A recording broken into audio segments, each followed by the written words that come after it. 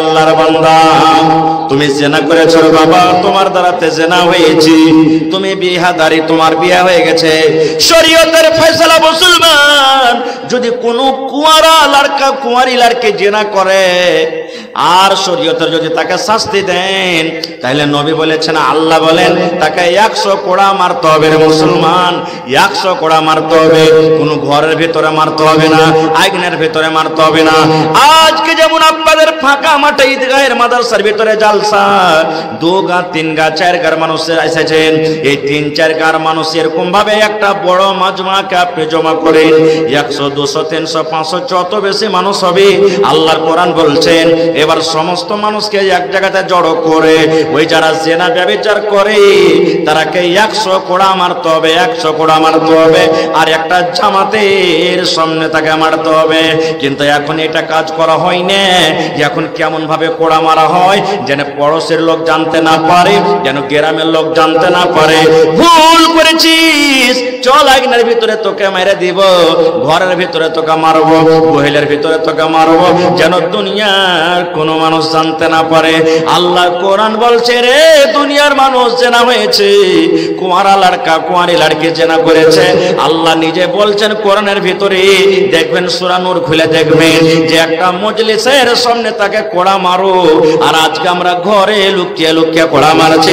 এর নাম কিন্তু আল্লাহর ডর নয়। আল্লাহ রাসূল বললেন, ওরে আমার সাহাবীরা শুনে নাও, এ মায়ের জেনা করেছে রে, তাকে রজম করো। সে বিহাদারি আছে, তাকে রজম করো। কেমন করে রজম করতে হবে? এই মাঠে ময়দানে নিয়ে চলে যাও। যেমন আজকে আপনাদের মাঠ আছে, ময়দান আছে, বড় বড় মাঠ আছে। আল্লাহর নবী বললেন মায়েজকে তোমরা ওই ময়দানে নিয়ে চলে যাও, আর সবাই এখানে করে ঢাল নিয়ে নাও, সবাই একটা একটা করে পাথর নিয়ে নাও, এরকম ধরনের ঢাল পাথর নিয়ে নাও, আর দিয়ার করে মায়েজকে তোমরা মারো, মায়েজকে তোমরা মারো। কতক্ষণ মারো রে সুবহানাল্লাহ। আল্লাহর বিধান দেখেন মুসলমান। এবার নবী বললেন মায়েজকে মারো, মায়েজকে মারো। কতক্ষণ মারো? যতক্ষণ পর্যন্ত মায়েজের জান না চলে যাবে, মায়ের যতক্ষণ মরে না যাবে, ততক্ষণ পর্যন্ত তোমরা মারতে থাকো। এই কিছুদিন আগে মোবাইলে আপনারা দেখে হইবেন এই 1-2 মাসের ঘটনা। এদিকে একটা দেশ আছে, দেশটার নাম কি? সুবহানাল্লাহ। জেনা ব্যভিচার করেছিল, আর জেনা ব্যভিচার করার পরে আল্লাহুস সামাদ স্বীকার করেছে, আর সবাই মিলে ওকে পাথর দিয়ে মেরে মেরে মেরে শেষ করে দিয়েছে, যেখানে ইসলামী হুকুমত আছে। আল্লাহুস সামাদ কিছুদিন আগে আপনারা দেখেছেন। ভাই মুসলমান, এবার চলে গেলেন মজলিসে, এবার মায়েজকে ঢাল মারতে লাগলেন। আপনারা যেমন আজকে জালসা শুনতে এসেছেন, সাহাবায়ে কেরামের জামাত কিন্তু এক জায়গাতে হয়ে গেল। মায়েজকে ঢাল মারতে শুরু করলো, এমন থেকে কে পাথর মারে, ওমন থেকে কে ঢাল মারে, আর মায়েজ বলে আল্লাহ আল্লাহ আল্লাহ। কি হবে? আল্লাহ তুমি আমার গুনাহ মাফ করো। ঢাল মারছে, চোখ দিয়ে ঝরঝর ঝরঝর করে পানি ঝরছে, কিন্তু পালিয়ে যাই না। কেন পালিয়ে যাই না? আল্লাহ যদি আমি ঢাল থেকে পালিয়ে যাই, আর যদি ইট খাওয়া থেকে পালিয়ে যায়, পাথর খাওয়া থেকে পালিয়ে যায়, আল্লাহ জি তাহলে জাহান্নামের আগুন আমাকে পড়তে হবে। দুনিয়ার আযাব আল্লাহ সহ্য করতে পারবো, কিন্তু জাহান্নামের আযাব সহ্য করতে পারবো না।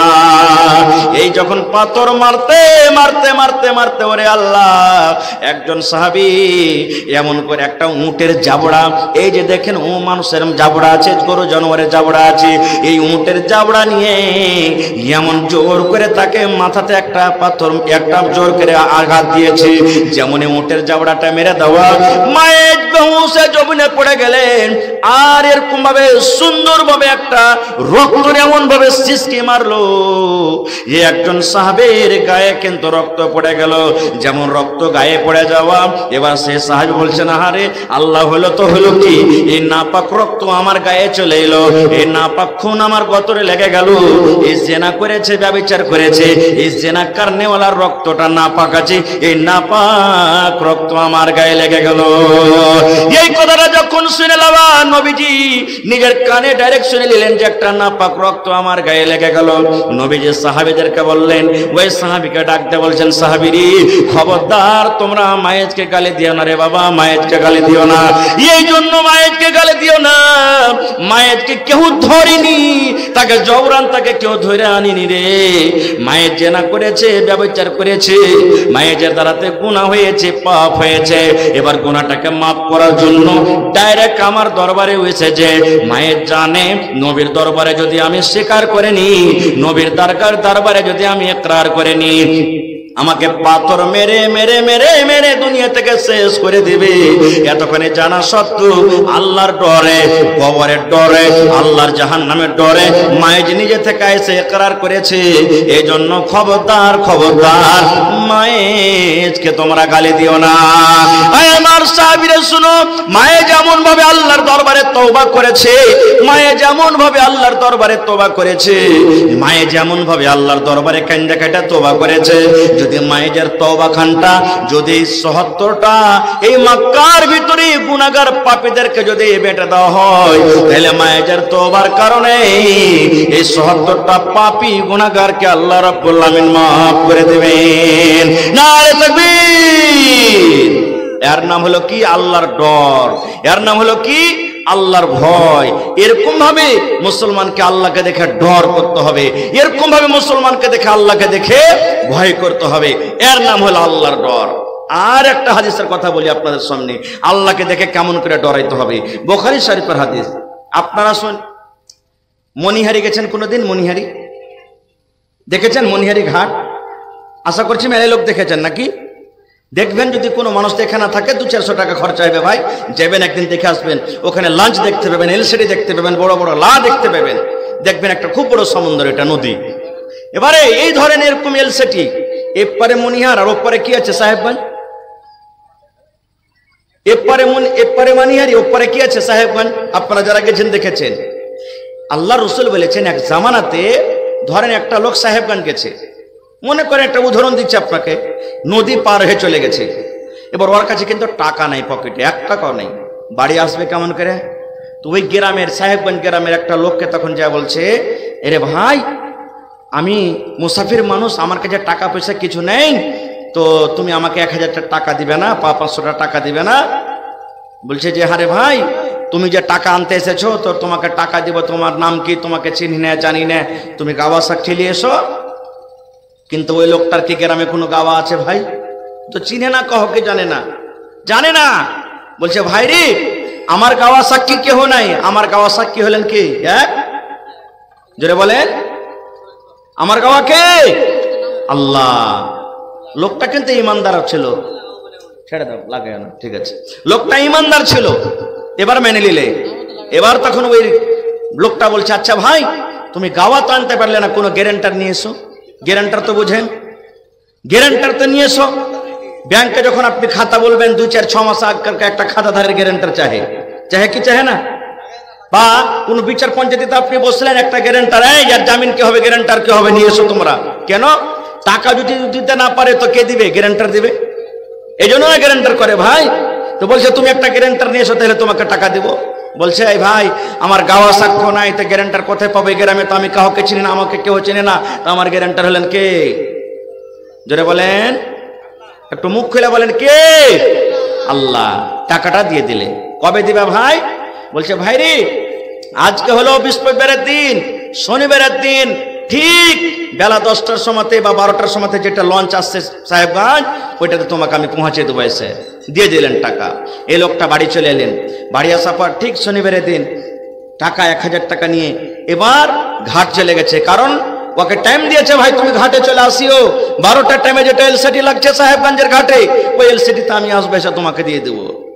সুবহানাল্লাহ। দৌড়াইতে দৌড়াইতে যদি আসছে, 10টাতে এলসিডি খুলছে, এই 10টা 5-এ পৌঁছলো, এলসিডি তার ছিটে গেল। এবার এলসিডি যখন ছিটে গেল, 12টাতে পৌঁছতে পারবে ভাই ঘাটে? উপরে পৌঁছতে পারবে 12টাতে? পারবে না খুব। এবার লোকটা মনে মনে বলছেন, আল্লাহ কি করব, আল্লাহ কি করব? আল্লাহ জি, তুমি কোন বুদ্ধি দাও, আমি ওয়াদা করেছি শনিবারের দিন 12টার সময় আমি তাকে টাকা দিয়ে দেব। আর 12টার সময় তো আমি ওকে সাহেবগঞ্জ ঘাটে ডেকেছি। আল্লাহ এখন আমার এলসিডি ছুটে গেল, কেমন করে আমি ওই পার যাব, কেমন করে তাকে টাকা দিব। আল্লাহ জি কি করব কি করব। এবার লোকটা ভাবা চিন্তা করে বলছেন, আল্লাহ নবী বলেছেন, ওই লোকটা মনে মনে বলছেন, আল্লাহ ওই লোকটা গাওয়া চেয়েছিল, কিন্তু আল্লাহ দুনিয়ার গাওয়া কাউকে দিতে পারেনি, তোমাকে আমি গাওয়া দিয়েছি। আল্লাহ জি গ্যারান্টার চেয়েছিল, দুনিয়ার কোনো মানুষকে আমি গ্যারান্টার খুঁজে পাইনি, আল্লাহ তোমাকে আমি গ্যারান্টার করেছি। এই জন্য আল্লাহ তুমি তার ব্যবস্থা করে দাও। আল্লাহ তুমি জামানতদার হয়েছ, আল্লাহ তুমি গ্যারান্টার হয়েছ। আল্লাহ আমার পক্ষ থেকে দয়া করে ওই লোকটাকে তুমি সহি সালামতে টাকা পৌঁছিয়ে দাও। কেমন করে টাকা পৌঁছাবে? নবী বলেছেন, লোকটা চলে গেল বাঁশবাগানে। বাঁশবাগানে যাওয়ার পর একটা চুঙ্গা কাটলো। চুঙ্গা বুঝেন না? চুঙ্গা বুঝেন? মাছ মারেননি আপনার এলাকাতে? চুঙ্গাতে লাগিয়েছি ভাই, বাইমের মাছ খুব মেরেছেন নাকি? সুবহানাল্লাহ। চোঙ্গাতে একটা চোঙ্গা বানা হলো। লোকটা একটা চোঙ্গা বানিয়ে নিলেন। এবার 1000 টাকা, যেটা টাকা ধার নিয়েছিল, ওই টাকাটা সুন্দর করে পান্নিতে কাপড়ে বেড় দিয়ে চুঙ্গার ভিতরে ভরে দিলেন। আল্লাহ রসুল বলছেন, চুঙ্গাকে সুন্দর করে জাম করে দেওয়া হলো।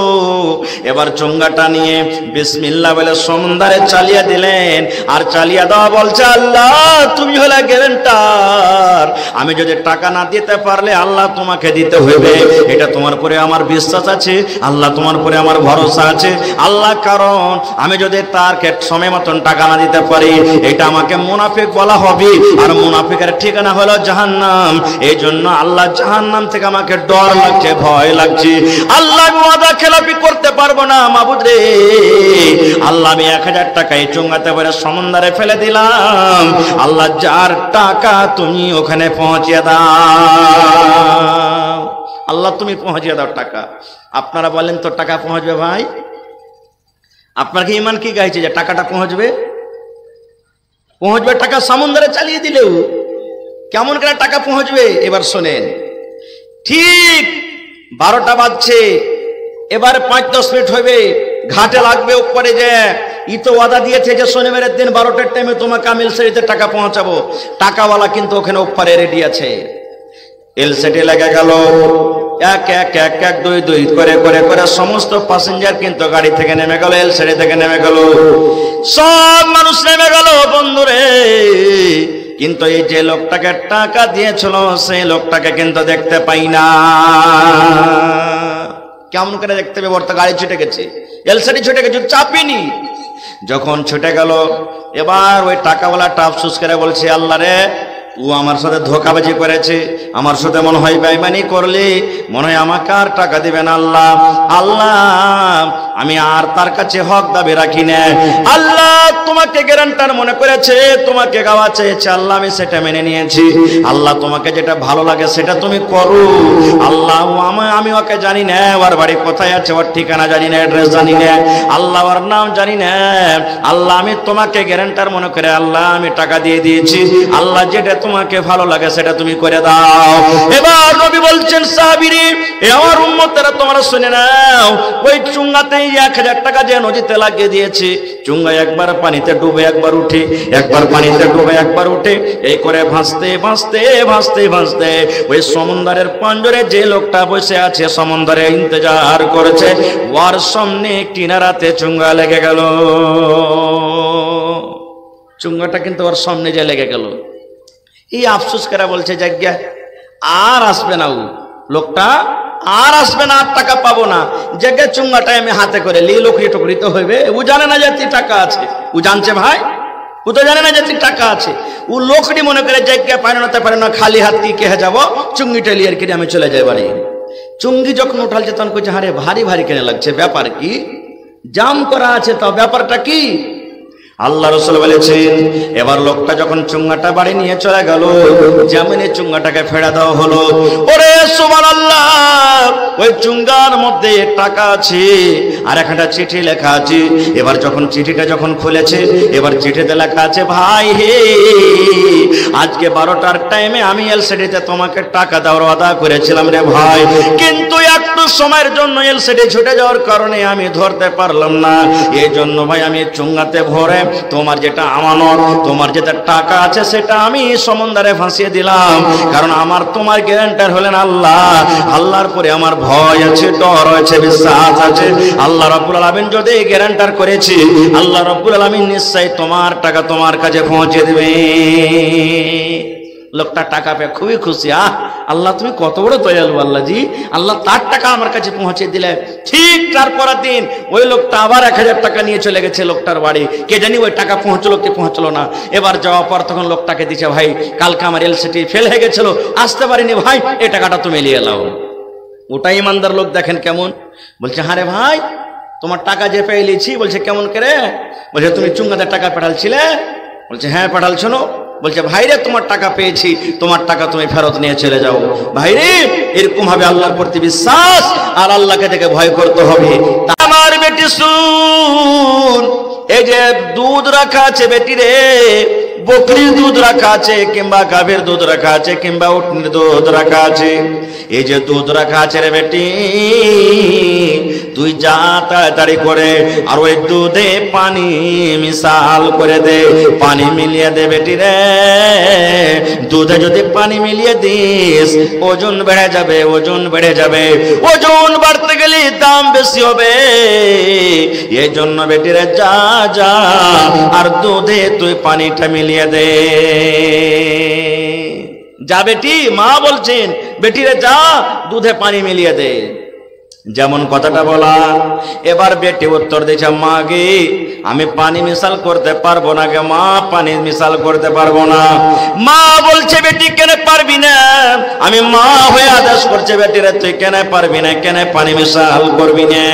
এবার বেটি বলছেন, মা গে দুধটা হলো জান্নাতের একটা নিয়ামতের মধ্যে একটা নিয়ামত গে মা। আল্লাহ রাব্বুল আলামিন জান্নাতে যত জান্নাতি রেখে খানা দিবেন গে মা, তার মধ্যে হলো একটা দুধ। দুধ আল্লাহ রাব্বুল আলামিন দুনিয়াতে দিয়েছেন জান্নাতের একটা নিয়ামতের মধ্যে একটা নিয়ামত। মাগে হায়রে তোমার ফারুক আমাদের খলিফা, আমিরুল মুমিনিন, মুসলমানদের খলিফা, আমাদের রাজা, হায়রে তোমার ফারুক বলেছেন এ খবরদার খবরদার, দুধে তোমরা কেউ পানি মিলাবে না রে, দুধে কেউ পানি মিলাবে না। কারণ দুধে পানি মিলাল করা এটা হারাম কাজ, এটা গুনার কাজ, এটাতে পাপ হয়ে যাবে, গুনাহ হয়ে যাবে। এই জন্য খবরদার দুধে পানি মিশাল করবে না।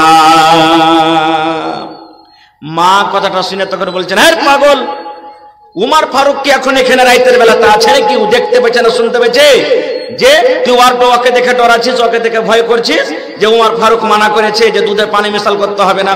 উমার ফারুক তো এখানে নেই। ও কি জানে, দেখছে যে আমরা কি করছি বাড়িতে?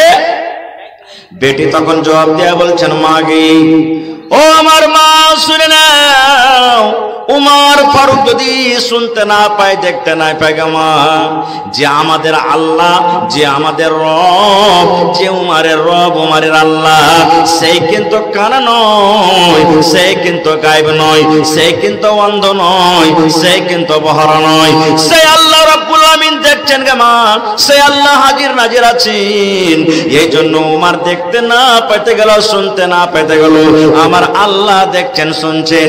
এই জন্য মা গে আমি দুধে পানি মিশাল করতে পারবো না, মা এটা কাজ আমি করতে পারবো না। খুব এবার বলেন মুসলমানদের রাজা হযরত উমর ফারুক তাদের কথাটা শুনলেন না? শুনলেন না? জোরে বলেন, শুনলেন না? শুনলেন না? শুনলেন, সব কথা শুনে নিলেন। রাতের বেলাতে কিচ্ছু বললেন না, আর চলে গেলেন, বাড়ি চলে গেলেন, নিজের বাড়ি চলে গেলেন। ভোর হইল, ফজর নামাজের পর একজন লোককে বললেন যে সাথে ছিল, যাও তো তুমি ওই মুখ বাড়িতে, রাতে যে বাড়িটাতে মা বেটিতে ঝগড়া করছিল, এবার ওই বেটি ছেলেটাকে তুমি ডেকে নিয়ে এসো। আল্লাহুস সামাদ। এই লোকটাই সাহাবী যখন যায় বললেন, ও আল্লাহর বান্দি, হযরত উমর ফারুক আমিরুল মুমিনিন, মুসলমানদের রাজা, তোমাকে ডাক দিয়েছে, তাড়াতাড়ি করে চলো। ওরে সুবহানাল্লাহ, তার ভিতর কিন্তু ঘাবড়ে গেছে সে বেটি ছেলের। আল্লাহ, উমর ফারুক ডাকলে আমাকে রাজা ডেকেছে, ওরে আল্লাহ কি বলবেন, কি আমি ভুল করেছি? এবার তাড়াতাড়ি করে এলেন, আসার পর এইবার হযরত ওমর রাদিয়াল্লাহু তাআলা আনহু সে মেয়ে ছেলেকে বলছেন, আরে আল্লাহর বান্দি, তোমার কি বিয়ে শাদী হয়েছে? বলছে, না আমার বিয়ে শাদী হয়নি, এখনো আমি কুঁয়ারি আছি, এখনো আমি বাকেরা আছি, আমার বিয়ে শাদী হয়নি, এখনো আমার বিয়ে হয়নি, আমি বাকেরা হয়ে আছি। এবার কথাটা যখন শুনলেন হযরত ওমর ফারুক রাদিয়াল্লাহু তাআলা আনহু ওর সমস্ত বেটারাকে ডাক দিয়ে বলছেন, বেটারে, ও আমার কলেজের টুকরা সন্তান, আমার বিয়ের দরকার নাই রে ধন, আমার বিয়ের প্রয়োজন নাই, বিয়ের দরকার নাই। আমি একটা সুন্দর দিনদার ঘরের বেটি দেখেছি, সুন্দর একটা বেটি ছেলে দেখেছি, যার মধ্যে দিন আছে, যার মধ্যে সবকিছু আছে। এই জন্য তোমরা কে এমন আছো ছেলেরা রে, যে এ আল্লাহর বান্দে, এ আল্লাহর বান্দে এই মেয়ে ছেলেটাকে তোমরা বিয়ে করবে?